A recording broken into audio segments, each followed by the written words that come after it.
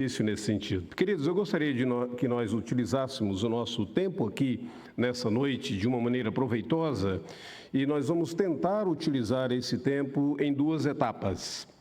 O tema é expondo as Escrituras Sagradas. Eu não gostaria que você apenas ouvisse uma exposição da Escritura, haverá um momento, na segunda etapa, nós faremos uma exposição da Escritura, mas eu queria, em uma primeira etapa, em pelo menos 10 minutos, se possível, dar para vocês algumas dicas de como expor as Escrituras Sagradas.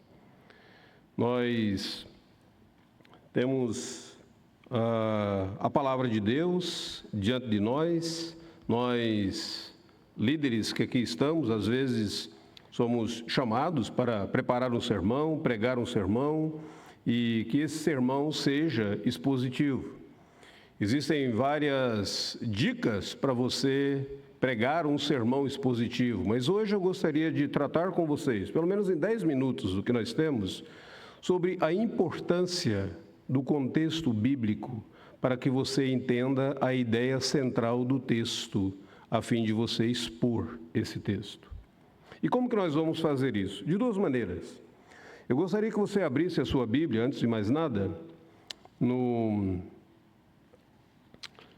segundo livro de Reis, no capítulo de número 6, do versículo de número 1 até o versículo de número 7. Então, esse é o primeiro exercício para você ver como que um contexto é importante, porque às vezes quando nós falamos lá no seminário, vocês leem alguns livros, olha, para vocês interpretar a Bíblia, para você interpretar e pregar e ensinar a Escritura Sagrada, atente para o contexto. Mas muitas vezes isso fica apenas na teoria, no abstrato, e você não vê na prática como que isso funciona. Então eu quero mostrar para vocês a importância do contexto em primeiro lugar. Vamos ler o texto bíblico rapidamente, só para vocês verem aqui, diz assim: os discípulos dos profetas disseram a Eliseu: eis que o lugar em que moramos com você é pequeno demais para nós.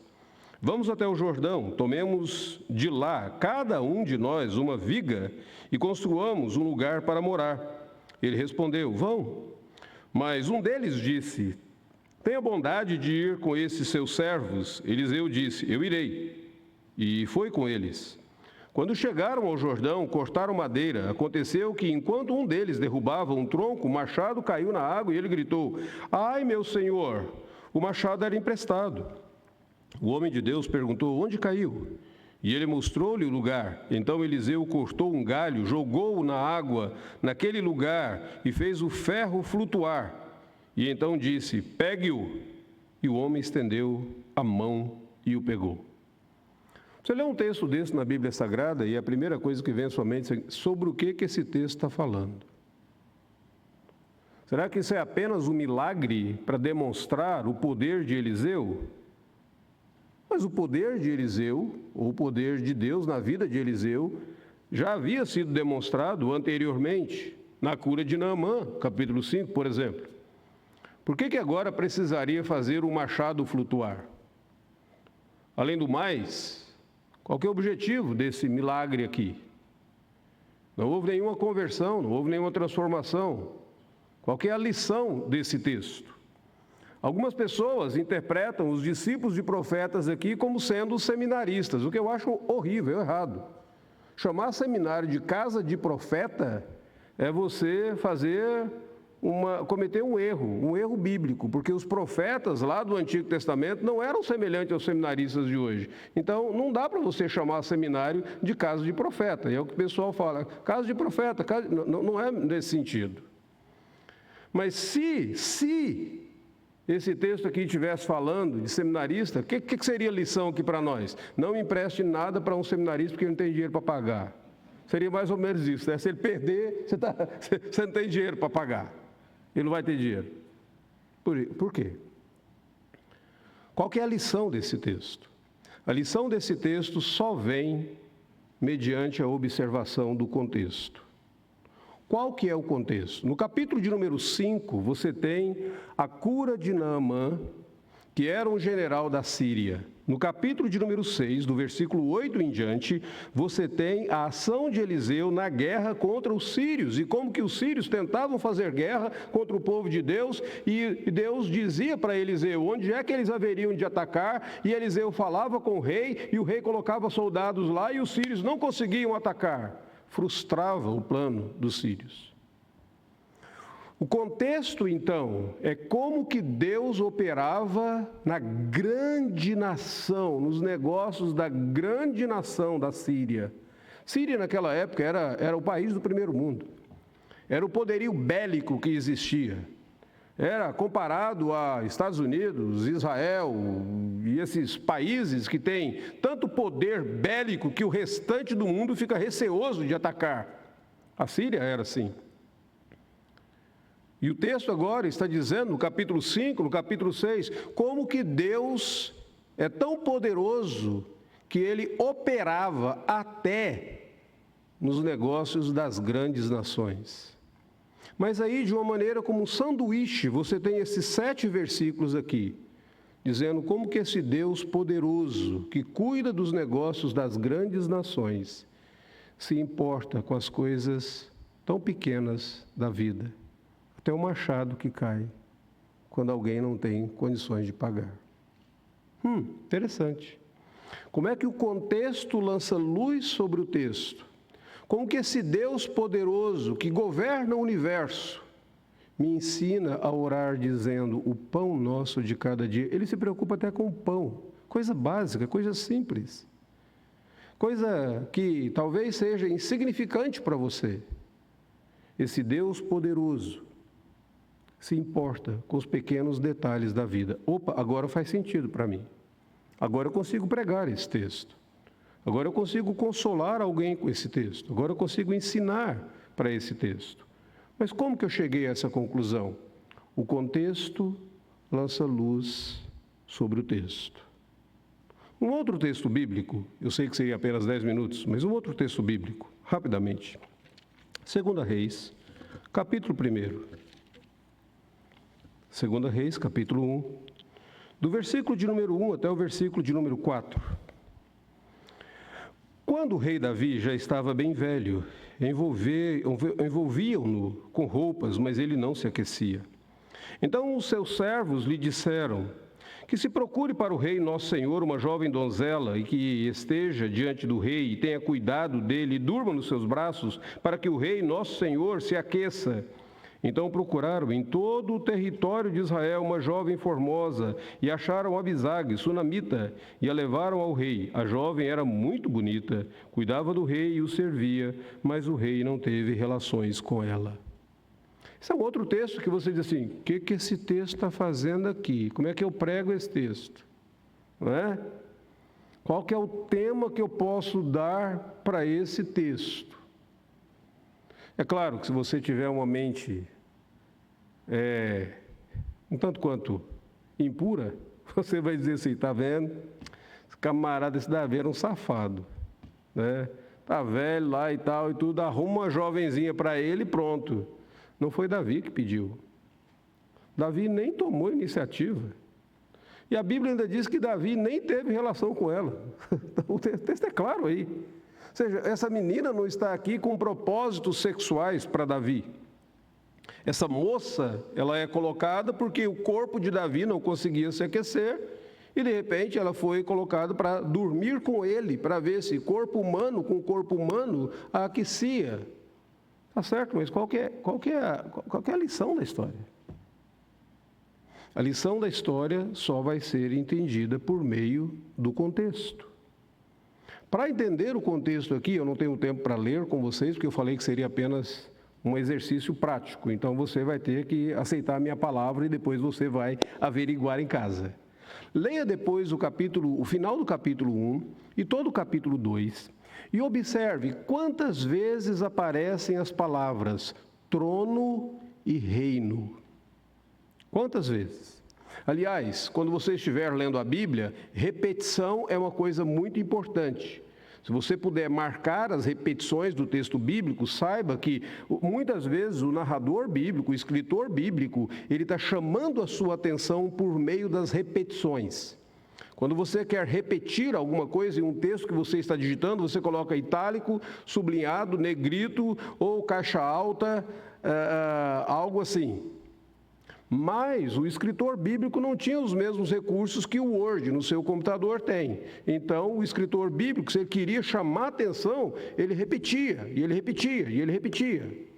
E se você considerar que um papiro, ou um texto, um objeto onde seria escrito muitas vezes um livro, ele conteria aí cerca de 30 capítulos, rolos. O livro de Isaías tem 2 rolos, tem 60 e poucos capítulos. Então, 30 capítulos, você vai entender o seguinte: se o camarada tinha que contar as palavras, por que ele vai repetir?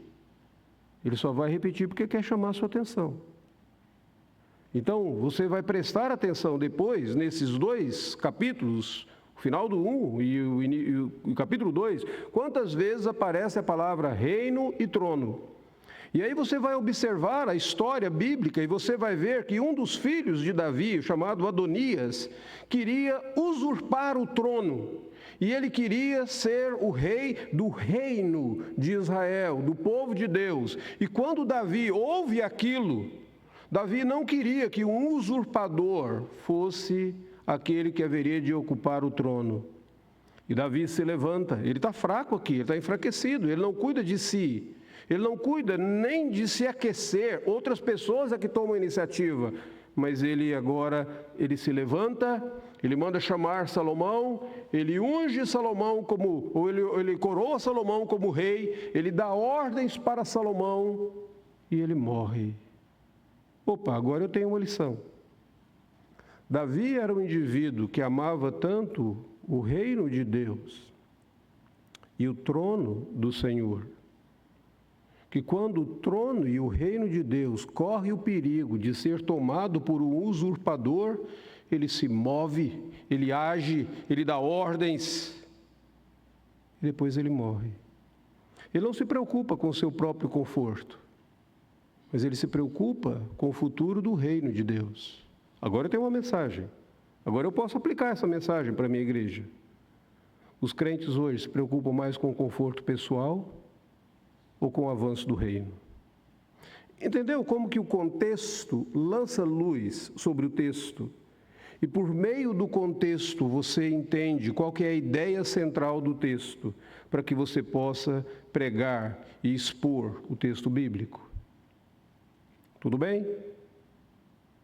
Apenas uma dica, uma aula de pregação. Então, expondo, primeira parte nossa foi um exercício sobre pregação. A segunda parte, então, nós vamos fazer uma exposição da Escritura Sagrada. Abra sua Bíblia, por gentileza, no livro de Josué, capítulo de número 2, esse livro que fala sobre Raabe e como essa mulher prostituta foi alcançada pela graça do Senhor Deus. Eu vou ler o capítulo de número 2 e eu vou ler da versão Nova Almeida. Então, se você notar algumas pequenas diferenças, eu estou lendo de uma versão que não é a ARA.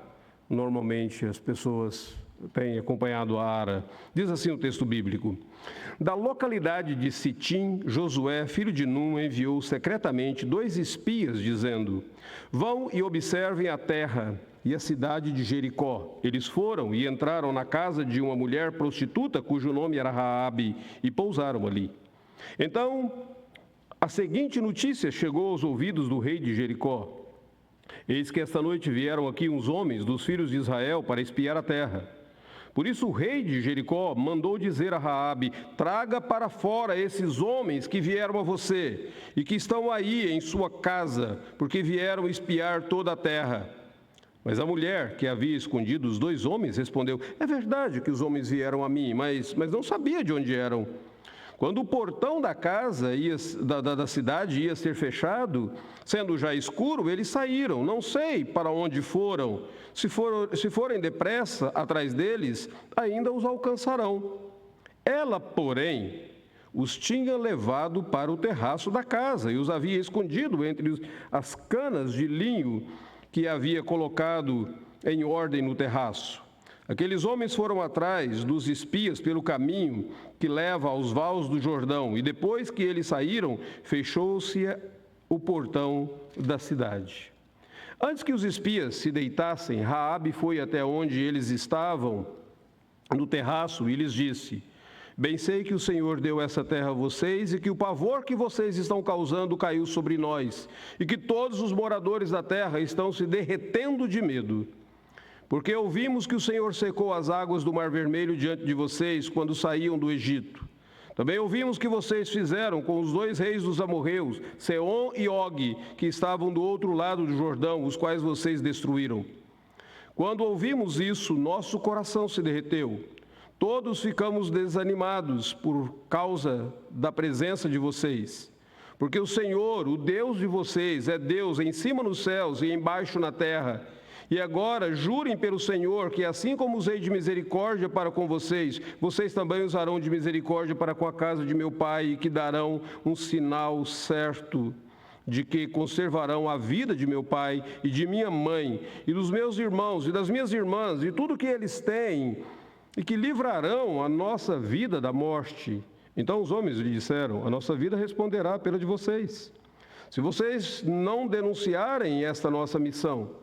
E quando o Senhor nos der essa terra, usaremos de bondade, de fidelidade para com você. Então ela os fez descer por uma corda pela janela, porque a casa em que ela morava estava construída sobre a muralha da cidade, e disse a eles: vão ao monte, para que os perseguidores não os encontrem. Escondam-se lá durante 3 dias, até que eles voltem, e depois sigam o seu caminho. Os homens lhe disseram: estaremos desobrigados desse seu juramento que você nos fez jurar, se quando entrarmos nessa terra, você não amarrar este cordão de fio de escarlate na janela, por onde você nos fez descer. E se você não reunir em sua casa o seu pai, a sua mãe, os seus irmãos e toda a família de seu pai, quem sair para fora pela porta da casa será responsável pelo que lhe acontecer, e nós seremos inocentes. Mas se alguém puser a mão em alguém que estiver com você dentro da casa, nós seremos responsáveis. E se você denunciar essa nossa missão, estaremos desobrigados do juramento que você nos fez jurar. E ela disse: que seja assim como vocês disseram.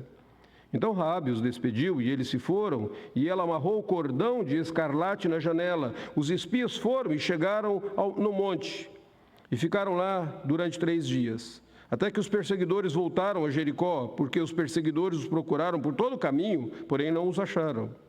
Assim, os 2 homens voltaram, desceram do monte, passaram o rio, vieram a Josué, filho de Num, e lhe contaram tudo o que lhes havia acontecido. E disseram a Josué: certamente o Senhor entregou toda esta terra em nossas mãos, e todos os seus moradores estão se derretendo de medo por causa de nós. Vamos orar? Senhor, a tua palavra foi aberta e lida, mas somente o Senhor pode abrir o nosso coração. Fala conosco nessa noite, nós te rogamos, em nome de Jesus. Amém. O que alguém precisa fazer para ser salvo? Será que alguém, para ser salvo, precisa ser um israelita, membro de uma igreja, alguém nascido em uma família evangélica? Por mais que essas coisas sejam boas, elas não encontram respaldo bíblico, porque para você ser salvo, não é isso que tem que acontecer com você. Mas o que você precisa, de fato, para ser salvo? Talvez a resposta a essa pergunta tão importante na vida do ser humano está aqui no livro de Josué. O nome Josué significa o Senhor é salvação. E a raiz hebraica para o nome de Josué significa o Senhor concederá espaço. O Senhor abrirá um espaço. É por isso que o livro de Josué fala da conquista da terra prometida. Deus estava dando um espaço para o seu povo na terra prometida. E é por isso que no livro de Josué nós temos a história dessa mulher, Raabe, essa meretriz, essa prostituta, que era uma pagã e que o Senhor Deus abriu para ela um espaço no povo de Deus e ela passa a ser incluída no povo de Deus. O capítulo de número 2, então, focaliza a Raabe e a história de Raabe. Mas é importante nós lembrarmos um pouquinho do contexto. Todo esse contexto acontece no início da conquista de Canaã, aquela terra que Deus havia prometido, que era uma terra maravilhosa, mas uma terra cheia de maldades e de perversidades, pessoas más, pessoas que adoravam outros deuses, ídolos, e aqueles ídolos levavam que eles fizessem uma verdadeira barbaridade. A conquista da terra prometida começa com uma exploração da terra. Começa com um reconhecimento militar da terra. E Josué manda 2 indivíduos para irem para a cidade de Jericó e espiar a cidade de Jericó. No versículo de número 1, você observa aí, ele diz assim: vão e observem a terra e observem a cidade de Jericó. Por que Jericó? Porque Jericó provavelmente seria um dos maiores desafios na conquista de Canaã. Jericó era uma cidade fortificada. Você vai observar isso porque lá no capítulo de número 6 diz que tinha uma muralha ao redor de Jericó. Então ela era uma cidade fortificada. Se eles conseguissem de alguma forma conquistar aquela cidade fortificada, aquilo daria mais confiança para o poderio militar que estava com Josué e aquilo amedrontaria os outros povos da terra. Imagine, se eles conseguiram conquistar até Jericó, o que eles podem fazer com outras cidades? Então Josué começa por aquela cidade, porque era uma cidade fortificada. Era uma cidade-estado, ou seja, dentro daquela cidade havia uma realeza. Versículo de número 3 vai dizer que o rei de Jericó mandou dizer a Raabe. Ou seja, era uma cidade que ela funcionava como se fosse um verdadeiro país. O rei de Jericó comandava aquela cidade e as regiões por ali. Então, conquistando aquela cidade, estava conquistando representativamente um estado naquela região. Era uma cidade que era um centro comercial estratégico. Ela ficava às margens do Jordão. E por ficar às margens do Jordão, a chamada Cidade das Palmeiras, era um local agradável, um oásis por ali, as pessoas vinham e elas comercializavam naquela cidade. Então ela era muito conhecida de todo aquele lugar. Era um ponto extremamente estratégico na conquista da terra prometida. Josué então mandou 2 soldados para espiar a cidade. E é engraçado porque há 40 anos atrás, Moisés havia mandado 12 para espiar a terra. Só que dos 12, 10 voltaram com um relato incrédulo. E só 2, Josué e Calebe, voltaram com um relato positivo. Josué, dessa vez, resolveu o seguinte: vamos diminuir as margens de erro, ao invés de 12, vamos dar só 2. Porque só 2 bastam, aliás, na Bíblia, na lei de Moisés, tem aquele mandamento, tem aquele texto que diz: pelo testemunho de 2, ou pela palavra de 2 testemunhas, toda a verdade será estabelecida. Então, Josué sabia o seguinte: olha, eu preciso de no mínimo 2, então eu vou mandar o que eu preciso, no mínimo aqui, para que seja estabelecida a veracidade acerca da condição dessa cidade de Jericó. 2 indivíduos poderiam também eliminar suspeitas. Se fossem 6, 10, 12, as pessoas diriam: olha, 12 soldados, isso é um mini exército, mas 2 homens apenas entrando eliminaria suspeitas. É por isso que seria necessário. Além do mais, 2 eliminaria também um relatório mais confuso. 10 é muita coisa, 12 tem muita confusão, mas 2, eles simplesmente podem trazer um relatório mais preciso. E o texto começa falando de que esses dois homens estão executando a missão deles. Eles vão para Jericó e eles começam a pesquisar aquela cidade. A primeira coisa que o texto diz é que eles entram num prostíbulo. Versículo de número 1 diz que eles entram na casa de uma mulher prostituta. Talvez eles fizeram aquilo por algumas razões, e aqui podem ter algumas razões, pelo menos duas razões, para eles entrarem naquele lugar. Primeiro, porque eles poderiam se ocultar mais facilmente naquele lugar. Era um prostíbulo, as pessoas entravam e saíam dali continuamente, mais dois entrando e saindo, não levantariam tantas suspeitas assim. Homens de outras regiões entrariam naquele prostíbulo, eles utilizariam do serviço daquelas mulheres, depois eles continuavam a sua caminhada. Então eles entram em um lugar, talvez para evitar suspeitas. Além do mais, entrando naquele prostíbulo, era um lugar onde eles poderiam obter informações facilmente. Aliás, ali naquele lugar, as mulheres vendiam o corpo por dinheiro. Se você vende o corpo por dinheiro, o que você não faz com algumas moedas e dando algumas informações? Eles poderiam obter algumas informações mais facilmente ali. O problema é que o versículo de número 2 diz que a identidade dos soldados logo foi descoberta, porque chegou ao rei de Jericó aquela informação de que existiam ali dois homens. O texto diz que depois de alguns instantes, a força militar da cidade de Jericó já estava batendo as portas da casa de Raabe, dizendo: onde estão aqueles dois homens? E ela vira e diz assim: eles não estão aqui não, eles já estiveram aqui, mas já foram, rapidinho. Veja só. E aqui é um ponto interessante, porque muitas pessoas gastam o tempo todo discutindo assim: Raabe mentiu, Raabe não mentiu. A gente pode mentir, a gente não pode mentir. Essa não era a preocupação do narrador bíblico. A pessoa que está escrevendo o texto, ela não está preocupada com isso. Ela não tem essa preocupação que às vezes você tem. Quem está escrevendo o texto admite que ela mentiu. Pronto. Por quê? Dá uma olhada no versículo de número 6. Verso de número 6 diz assim: ela, porém, os tinha levado para o terraço. O próprio escritor bíblico vira e diz assim: não, ela não está falando a verdade, não. Ela diz que eles já tinham ido, mas ela, porém, os levou para o terraço. O escritor bíblico não está nem querendo discutir se ela mentiu, se ela não mentiu. Ele diz: ela mentiu.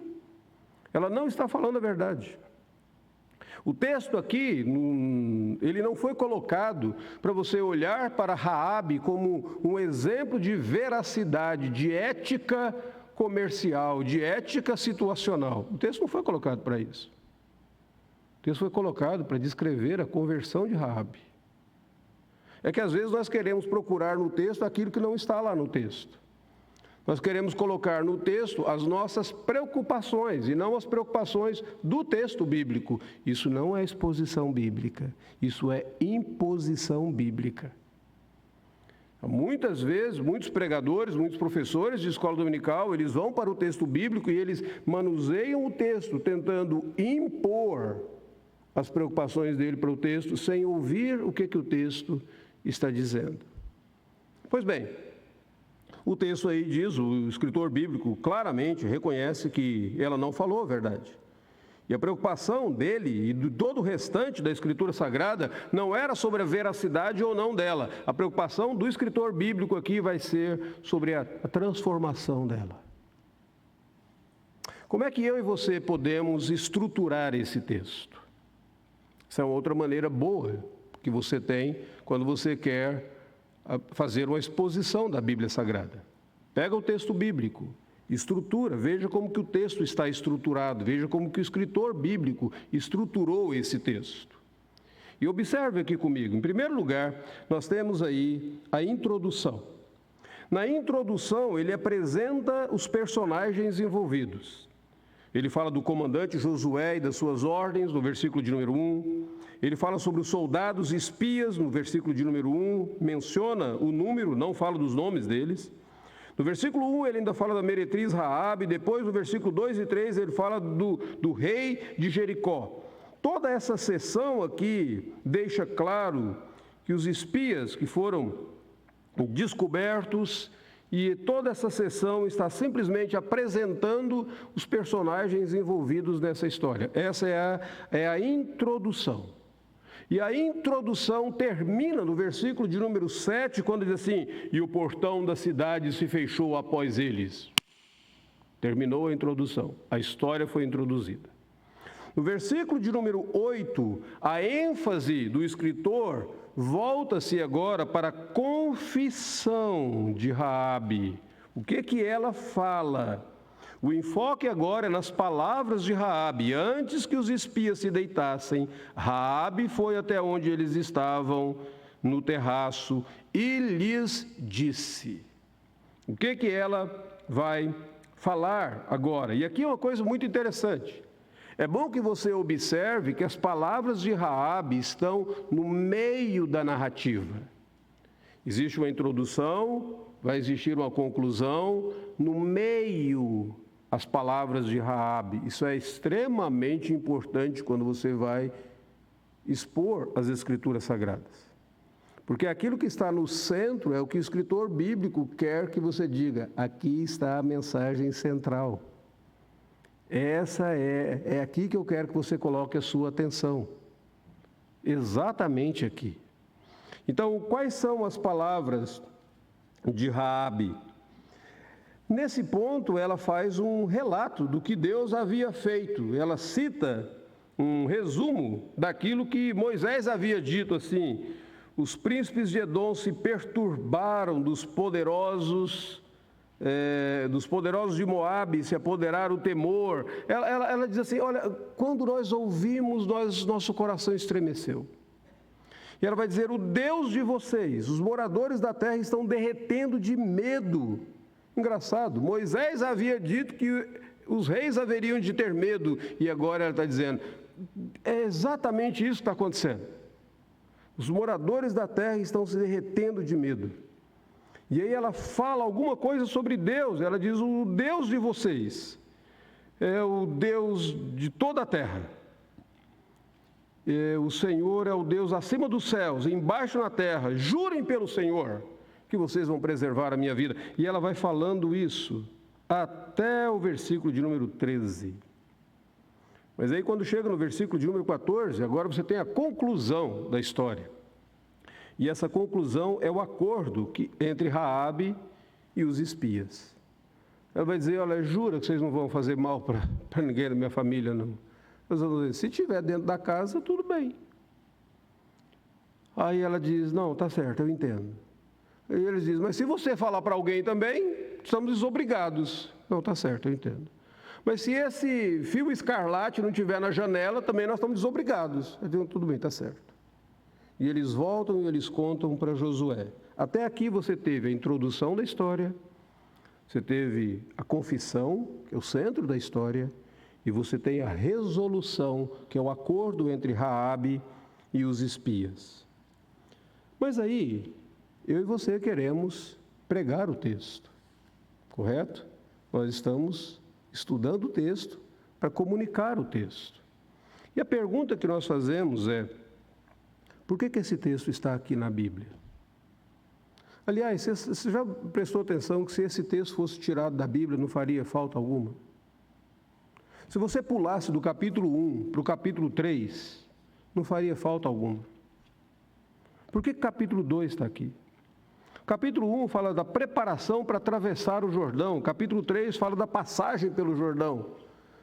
Está preparado para passar o Jordão, depois passa o Jordão, mas aí no capítulo 2 tem a história de Raabe. O capítulo 1 e o capítulo 3 se encaixam perfeitamente, sem o capítulo 2, mas o narrador bíblico estava determinado em colocar essa história aqui.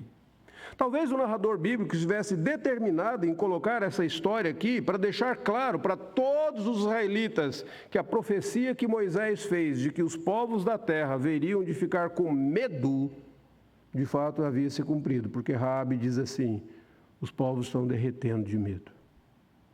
Ou talvez esse texto esteja aqui para assegurar para todos aqueles que leem a Bíblia, a mim e a você, de que as promessas de Deus, elas incluem também todo aquele que crê, inclusive uma meretriz, de um procedimento ético condenável, inclusive uma pagã, idólatra, fora da esfera do povo de Deus, inclusive alguém que pelos padrões de Israel era marginalizado, e alguém que na própria Jericó, ela era marginalizada pelos seus pares, ela era apenas uma prostituta.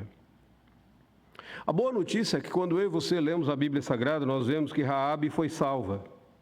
Raabe, se você não se lembra, ela é incluída na história dos heróis da fé, lá em Hebreus, capítulo 11.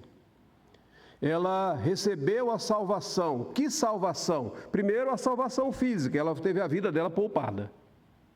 Mas ela recebeu também uma salvação pactual, porque ela entra no povo de Deus. Raabe será a mãe de Boaz, que vai se casar com Ruth, de cuja linhagem virá Jesus. Opa, que coisa interessante. Agora eu estou começando a entender que esse texto está aqui, porque Deus está dizendo: a salvação do Senhor alcança a todo o que crê, inclusive uma ex-meretriz. Raabe experimentou não apenas a salvação física, a salvação pactual, mas também a salvação eterna. Mas o que ela fez para ser salva? O que alguém precisa fazer para ser salvo? Ela creu. Ela creu.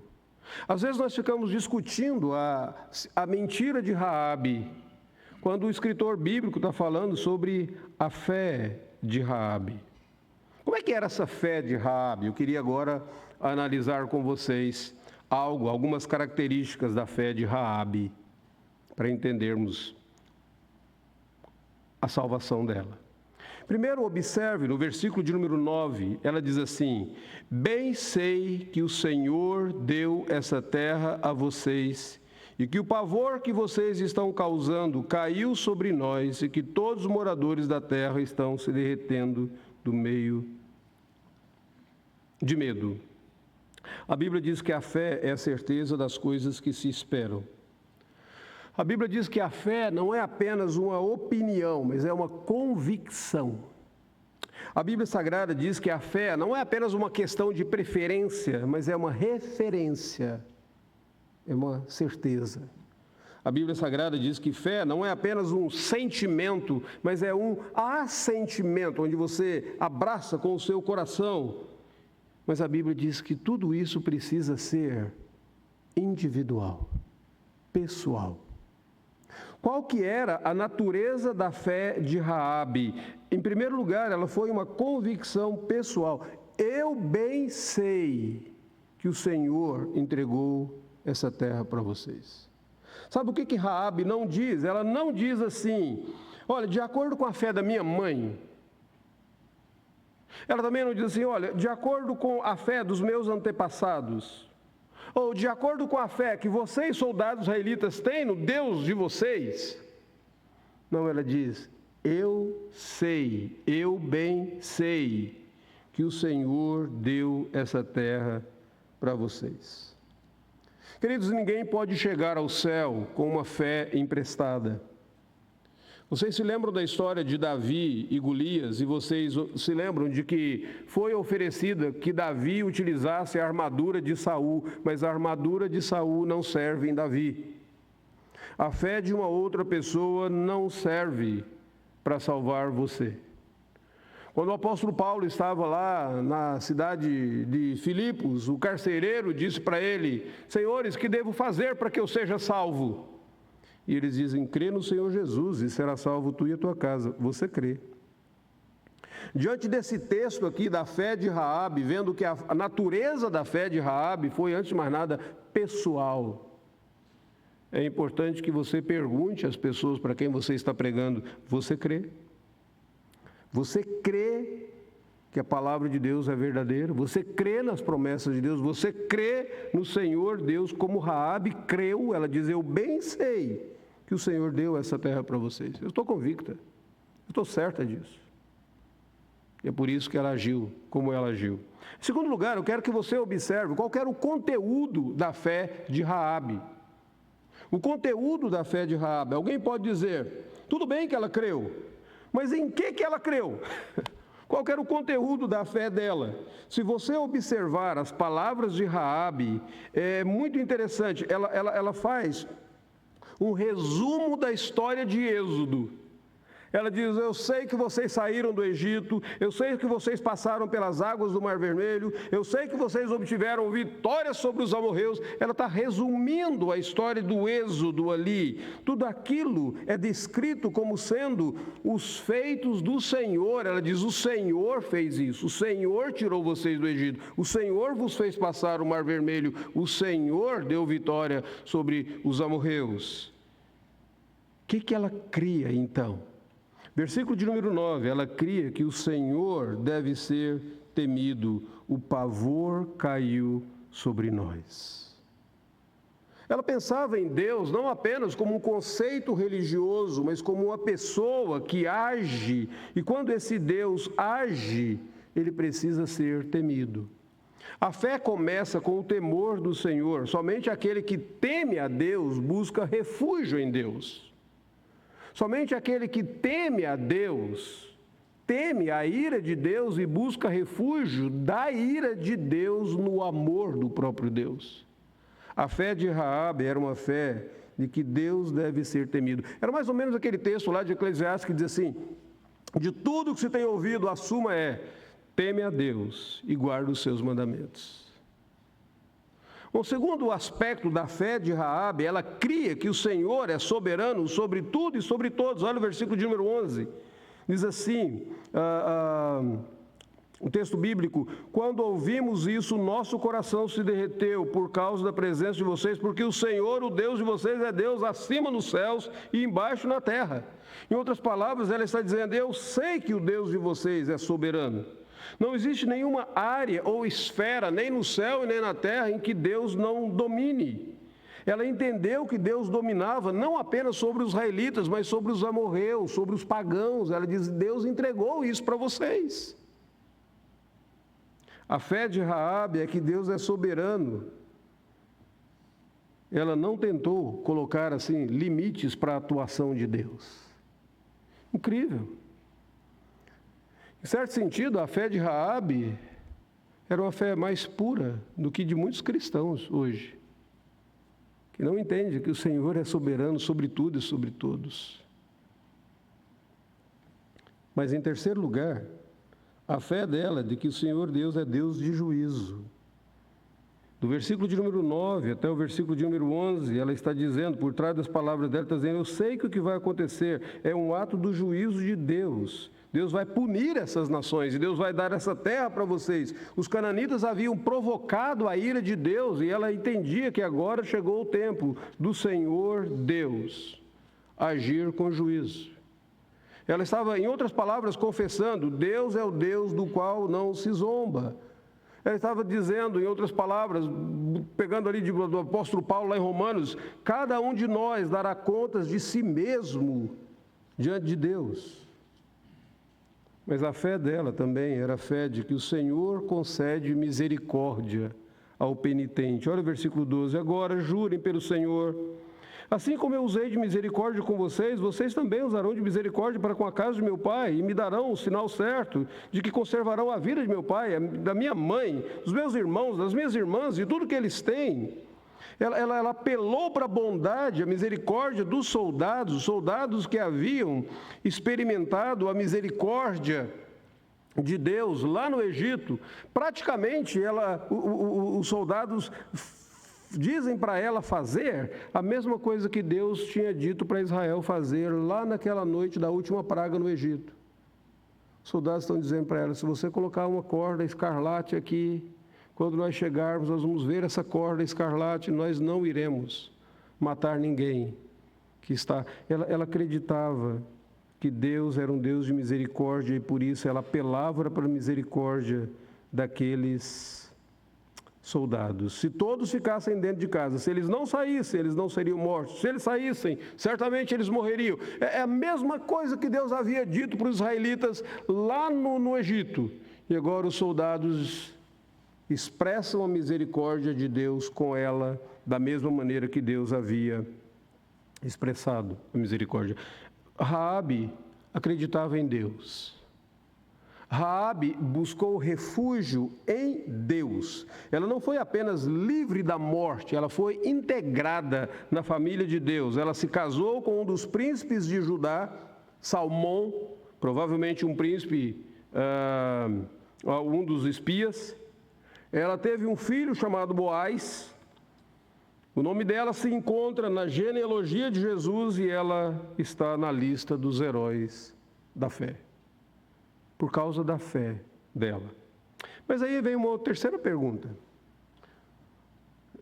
Qual foi a origem da fé dela? Como é que ela pôde crer? Alguém poderia levantar a seguinte observação quanto à fé de Raabe. Ela não cresceu numa família temente a Deus. Como é que ela podia ter fé em Deus? Ela cresceu num contexto pagão, imoral, idólatra. Como é que ela podia ter fé em Deus? Ela não possuía Bíblias. Como é que ela poderia ter conhecimento daquele episódio de Êxodo, para narrar e resumir daquela maneira? Ela não ouviu a pregação de ninguém, nem dos soldados. Os soldados não foram lá para pregar para ela, não eram missionários. Como é que ela pôde crer? Como é que ela pôde crer? Qual foi a origem da fé dela? O texto fala.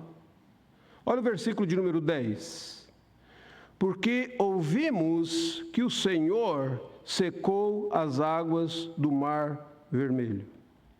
Olha o versículo de número 11. Quando ouvimos isso, o nosso coração se derreteu. A Bíblia Sagrada diz que a fé vem pela pregação e a pregação pela palavra de Cristo. A fé vem pelo ouvir, não pelo ver, não pelo sentir, não pelo experimentar. Ela ouviu. A fé de Raabe veio pelo ouvir sobre os feitos de Deus. E aqui é uma coisa muito interessante. Talvez ela tivesse ouvido aquelas narrativas do que Deus havia feito por vários viajantes que entravam naquele prostíbulo. E eles contavam histórias, eles falavam o que tinha acontecido, e eles falavam desse povo que está vindo pelo deserto, desse povo que passou pelo Mar Vermelho, desse povo que é liderado por esse homem chamado Moisés, desse povo que saiu do Egito. A história de Raabe é uma excelente ilustração de como que quando alguém ouve, ainda que sejam pequenos relatos dos feitos de Deus, e essa pessoa crê, o seu coração é transformado. Talvez ela tivesse tido conversa com alguns soldados ali de Jericó. Certamente os relatos que Raabe teve eram relatos fragmentados, pequenas coisas apenas. Mas ela creu naqueles relatos e a fé vem pelo ouvir. O que isso tem a ver com a minha vida? O que isso tem a ver com a sua vida? A história de Raabe descreve que a salvação acontece nos lugares mais improváveis do mundo. Um prostíbulo, uma cidade pagã, imoral, idólatra, um povo objeto da ira de Deus, e ali salvação aconteceu. Quais lições que nós podemos tirar dessa história? Pelo menos 3 lições da nossa exposição dessa noite. Em primeiro lugar, essa história é uma fonte de ânimo e de esperança para todos nós. A graça do Senhor Deus alcança as esferas mais inimagináveis. Deus não está preso em uma caixa, mas a graça, o poder e a misericórdia do Senhor se estende para os lugares mais inimagináveis que nós podemos pensar. Alguns de nós conhecemos histórias de conversões improváveis. Improváveis. Uma das histórias que eu me lembro, no meu primeiro ano de pastoreio, contado por um irmão de uma igreja Assembleia de Deus, lá na cidade de Pontalina, Goiás, onde eu comecei o pastoreio. O irmão me procurou e disse: pastor, aconteceu alguma coisa na nossa igreja esses dias, ninguém vai acreditar. Eu disse: o que foi? Ele diz: tem um senhor lá da parte sul da cidade, que todo domingo à tarde ele vinha encontrar com um amante que ele tinha num prostíbulo aqui do lado norte da cidade. Mas para ele despistar dos encontros amorosos dele, ele entrava na igreja, Assembleia de Deus, e ele ficava lá nos últimos bancos e ele esperava o momento certo que ele haveria de encontrar com ela, o culto começava e ele saía, e ele fez isso por meses e meses e meses. O senhor não há de ver que um dia, pastor, recentemente agora, ele ficou e ele entendeu a mensagem e ele foi convertido? A graça do Senhor Deus alcança de maneiras improváveis. Essa história de Raabe é uma fonte de ânimo e de esperança para todos nós. A segunda coisa, essa história de Raabe é um instrumento de repreensão para muitos de nós. Muitos de nós temos os privilégios que Raabe não teve. Nós temos Bíblias, nós temos oportunidade de estudar a Bíblia, nós temos oportunidade de ouvir mensagens, nós temos oportunidade de ouvir pregações, e ainda assim o nosso coração se mantém endurecido. E Raabe só teve alguns fragmentos, mas ela creu. Muitas vezes nós ouvimos tanto sobre Deus e nós não assumimos um compromisso com Deus, mas Raabe assumiu com fragmentos. A história de Raabe me repreende. Ela te repreende também.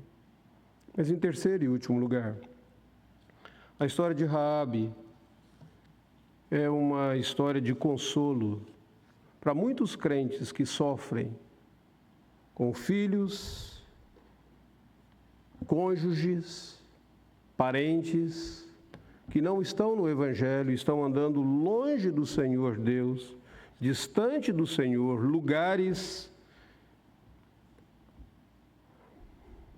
difíceis. Mas a história de Raabe serve como consolo. Se o Senhor Deus, se a graça de Deus alcançou aquela mulher, naquele lugar tão improvável, de uma maneira tão improvável, esse Deus bondoso, misericordioso, pode alcançar os nossos queridos, aqueles por quem nós intercedemos dia e noite, para que Deus transforme o coração deles.